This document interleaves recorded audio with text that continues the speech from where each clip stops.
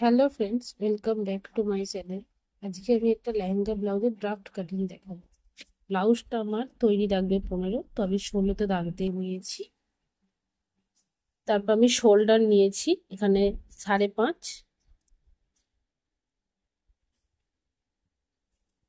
তারপর আমি নিয়েছি এখানে মুহুরি নিয়েছি 6, স্কেলে করে দাগ টেনে নিয়েছি। আর গলা নিয়েছি 3, আর এখানে আমি 1/2 ইঞ্চি পরিমাণ শোল্ডার ডাউন করেছি। আর এখানে আমি আপার চেস্টের মাপ নিয়েছি 9, আর আমি 1.5 ইঞ্চি পরিমাণ সেলাই মার্জিন রেখেছি।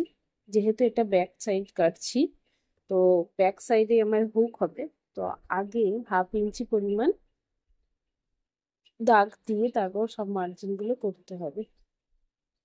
তারপর আমি কোমরের মাপ নিয়ে নিয়েছি। কোমর ছিল 32, সেটাকে 4 ভাগ করে 8 নিয়েছি। আর 1.5 ইঞ্চি পরিমাণ মার্জিন আর 1 ইঞ্চি আমাদের কোমরে মোড়ার জন্য নিয়েছি। আর মোড়াটা হবে 3.5 ইঞ্চিতে, আর উপরে 5 ইঞ্চি দাগ দিয়ে নিয়েছি। এবার এই দাগগুলো স্কেলে করে ভালো করে দাগ টেনে নিয়েছি, দেখুন। তারপর এখানে আমি হাতের গলায় শেপটা দেওয়ার জন্য 6-এর হাফ করে 3 দাগ দিয়েছি। দিয়ে আমি সেপারের সাহায্যে শেপটা দিয়ে নিয়েছি। এবার আমি এগুলো ভালো করে কাছে দিয়ে দাগে দাগে এই দাগগুলো কেটে নিচ্ছি।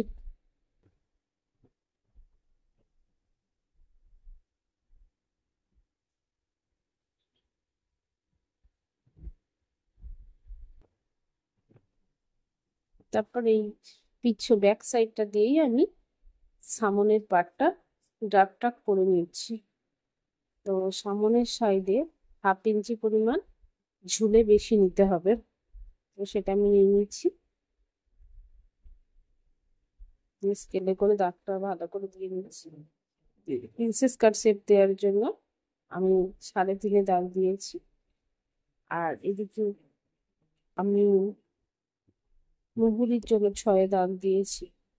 আর গলা আমাদের একই থাকবে 3-এ। শোল্ডারও 5.5 নিয়েছি। আর এখানে আমি প্রিন্সেস কাট শেপটা দেওয়ার জন্য 3 ইঞ্চি পরিমাণ কাপড়টা এক্সট্রা নিয়েছি, তাহলে শেপটা ভালো আসবে। যেহেতু হেভি সাইজের হচ্ছে, ওই কারণে একটু বেশি আমাদের নিতে হবে। আর এখান থেকে আমি 1 ইঞ্চি মুহুরির সাইড থেকে বেশি নিয়েছি। দাগ দুটো এইভাবে স্কেলের সাহায্যে মিলিয়ে মিলিয়ে দেব। প্রিন্সেস কাট শেপটা আমরা দিয়ে নেব।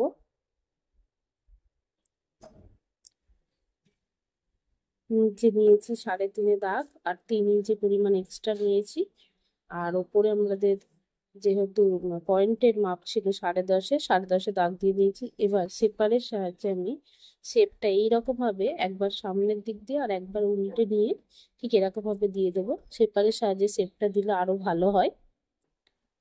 এবার আপার চেস্টের দিকে আর আমাদের চেস্ট সাইজ যতটা ডিফারেন্স থাকবে, আমাদের ততটাই কিন্তু ততটা ভাগ করে নিয়ে আমাদের কিন্তু আপার চেস্টটা দিকে প্রিন্সেস কাটটা বাদ দিতে হবে। আমি 1/2 ইঞ্চি পরিমাণ 1 ইঞ্চি বা 1 ইঞ্চি পরিমাণ কাপড়টা বাদ দেবো, সেই মতো শেপটা দিয়ে নিয়েছি। দিয়ে সেগুলো ভালো করে কাঁচি দিয়ে কেটে নিচ্ছি। আমি এখন মুহুরি শেপের দিকে যে গলাটা হাতের গোলাইটা হবে সেইটা কাটবো না, কারণ কেটে নিলে পরে ছোট বড় হতে পারে। তাই আমি আগে এই শেপটা কেটে নিই, তারপরে এই দুটোকে আগে পয়েন্টে আমি দুটো কাট লাগিয়ে নিই। তারপর ওই দুটোকে ভালো করে বসিয়ে তারপর আমি শেপটা দিয়ে নেবো। যেহেতু আমাদের হাতের গোলায় 9 লাগবে, তো সেটার সাহায্যে আগে ফিতে দিয়ে মেপে দেখে দেবো 9 আসছে কিনা। তারপর সেপারের সাহায্যে দাগটা ভালো করে টেনে আবার একবার ফিতে দিয়ে মেপে নিয়ে তারপর কাঁচি দিয়ে আমি হাতের গোলায় শেপটা দিয়ে দিচ্ছি।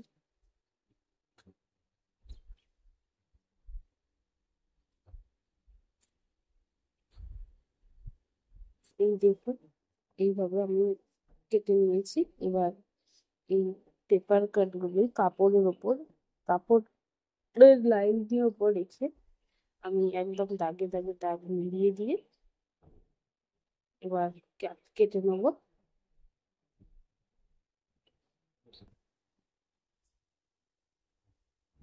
আর অবশ্যই হচ্ছে পিঠের দিকে, যেদিকে আমাদের 1/2 ইঞ্চি পরিমাণ করে নিতে হবে, সেখানে একটা করে কাট বসে দেবে।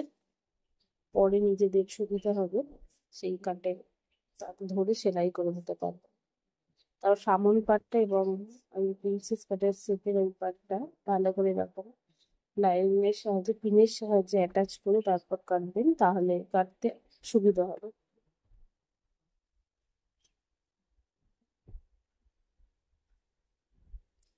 যেহেতু আমার এই 36 সাইজের অনেকগুলোই ব্লাউজ বানাতে হতো, তাই আমি আগে এরকমভাবে পেপার কাট করে নিয়েছি, তাহলে আর আমাকে বারবার মাপতে হবে না। এই পেপার বসিয়ে কাটলেই আমি অনেকগুলো ব্লাউজ একসঙ্গে করে ফেলতে পারবো। তো আপনারাও এইভাবে করার চেষ্টা করবেন, তাহলে খুব সুবিধা হবে। এবার লাইনিংটা ভেতরে বসিয়ে নিই। এমনি কাপড়টাও আমরা কেটে নিয়েছি এরকমভাবে। একটু বেশি বেশি করে আমি ফেব্রিকটা কেটেছি, পরে আমি সেলাই করে সেটাকে বাদ দিয়ে নেবো। তারপর যে মেইনে ফেব্রিকটা ছিল, লেহেঙ্গার যে মেইন ফেব্রিক ছিল, সেটাকে এরকম ভাবে বসিয়ে ভালো করে কেটে নিয়েছি। আর একটু জুড়তে হলে সামনের পাটে আপনারা জুড়ে নেবেন, কারণ একটু জুড়তে হয় হেভি সাইজ হলে। থ্যাংক ইউ আমার এই ভিডিওটি দেখার জন্য।